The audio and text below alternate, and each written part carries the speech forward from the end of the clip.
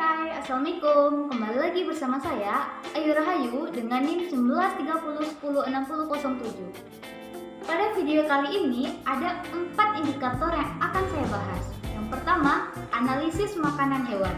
Yang kedua, nisbah pemangsa. Yang ketiga, mekanisme pertahanan dan perlindungan diri. Dan yang keempat atau yang terakhir, koepulasi hubungan makanan. Untuk video selengkapnya, yuk tonton video ini sampai habis. Materi pertama yang akan saya bahas yaitu analisis makanan hewan. Secara umum dikenal dengan dua cara menganalisis makanan hewan, yaitu yang pertama pengamatan langsung. Pengamatan ini relatif mudah dilakukan pada jenis hewan yang berukuran besar, diurnal, aktivitasnya dalam habitat mudah diamati, sangat banyak menghabiskan waktu dan tenaga.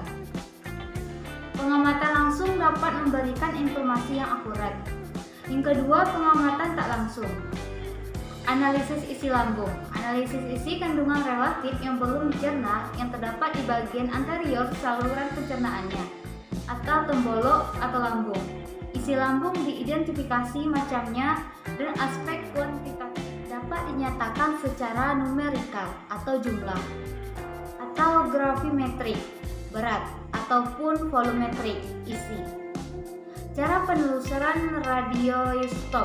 Cara ini dilakukan dengan menandai makanan dengan menggunakan radioistop yang usia paruhnya relatif panjang, seperti CA45, C14, CO60 dan sebagainya, yang sudah diketahui besarannya, dimasukkan ke dalam lingkungan kemudian diamati jalur perpindahannya serta laju kecepatan perpindahannya, dideteksi dan diukur dengan menggunakan alat khusus seperti pencegah Geiger. Materi yang kedua yaitu tentang nisbah pemangsa. Dari segi ekologi, kita perlu mengetahui mengenai hubungan antara jenis-jenis makanan yang dikonsumsi dengan ketersediaannya di alam.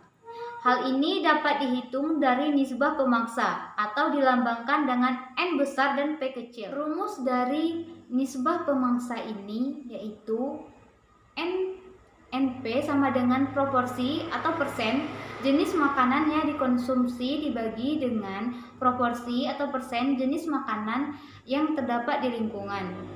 Selanjutnya, NP sama dengan 1 makanan yang dimakan proporsional dengan makanan yang tersedia. NP lebih kecil dari 1 yaitu jenis makanan yang dimakan kurang sering diambil dari lingkungannya. NP lebih besar dari 1 yaitu jenis makanan yang dimakan tidak proporsional dengan makanan yang tersedia, melainkan lebih sering diambil. Faktor biotik dan abiotik di lingkungan alami dapat mengubah aspek kualitatif dan kuantitatif makanan yang dikonsumsi hewan. Selanjutnya, materi yang ketiga yaitu tentang mekanisme pertahanan dan perlindungan diri. Mempertahankan diri dari pemangsa potensialnya dilakukan melalui mekanisme pertahanan secara kimiawi, struktural, ataupun perilaku. Yang pertama, mekanisme pertahanan secara kimiawi. Beberapa hewan herbivora mempunyai kemampuan untuk menetralisir efek toksik yang terkandung pada beberapa golongan tumbuhan, di antaranya Papaver, Solanaceae, Rubiaceae, dan sebagainya. Bahkan mampu memanfaatkan toksisitas tumbuhan tersebut untuk mempertahankan dirinya sendiri terhadap predator. Contohnya, ulat kupu-kupu Danaida crisipus yang memakan daun tumbuhan Asclepias corasavica yang mengandung zat glukosida kardiak. Jadi, pupa dan kupu-kupu yang mengandung zat tersebut akan terhindar dari dampak predasi burung insektivor. Yang kedua, mekanisme pertahanan dan perlindungan lainnya. Hewan dapat juga menghindar, melindungi, dan mempertahankan diri dari predator secara perilaku atau melalui mekanisme struktural atau keduanya. Contohnya terenggiling, seluruh permukaan tubuhnya diliputi sisik keras, melindungi dirinya dengan menggulungkan tubuhnya dengan bagian kepala di bagian terdalam sehingga menyerupai bola. Ada juga hewan yang mengelabui predatornya, terkadang juga memangsa dengan mekanisme pewarnaan tubuh. Terenggiling atau Manis javanica. Berbagai macam pewarnaan diantaranya. Yang pertama, pewarnaan kriptid atau sama dengan pola pewarnaan yang sedemikian rupa coraknya sehingga menyebabkan kehadiran hewan tersebut kurang nampak dalam lingkungan normal. Pola warna yang sangat mirip dengan corak latar belakang hewan, sama dengan kemiripan protektif. Yang kedua, pewarnaan destruktif, sama dengan corak pewarnaan tubuh yang memberikan kesan terpisah-pisah atau terputus-putusnya gambaran umum hewan. Contohnya burung Charadrius vociferus.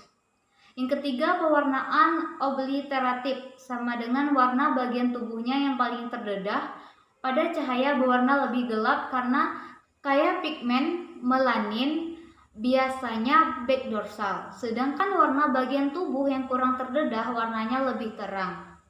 Yang keempat, ada pewarnaan aposematik, sama dengan pewarnaan tubuh yang sangat mencolok, misalnya warna kombinasi hitam dengan kuning atau merah, atau berselang-seling. Materi yang keempat yaitu tentang koevolusi hubungan makan. Organisme pemangsa atau predator atau organisme mangsa mengalami koevolusi. Ini berarti bahwa suatu perubahan evolusioner pada organisme mangsa akan menyebabkan terjadinya perubahan evolusioner pula pada organisme pemangsa, begitu juga sebaliknya. Hasil koevolusi spesies organisme yang terlibat dalam hubungan makan bersifat umpan balik sering dikenali dari kesesuaian fenotipnya. Contohnya jenis burung madu, bentuk paruhnya yang panjang dan ramping sehingga sangat cocok untuk berhubungan dengan bunga yang membentuk bumbung yang panjang untuk menghisap madu dari dasar bunga.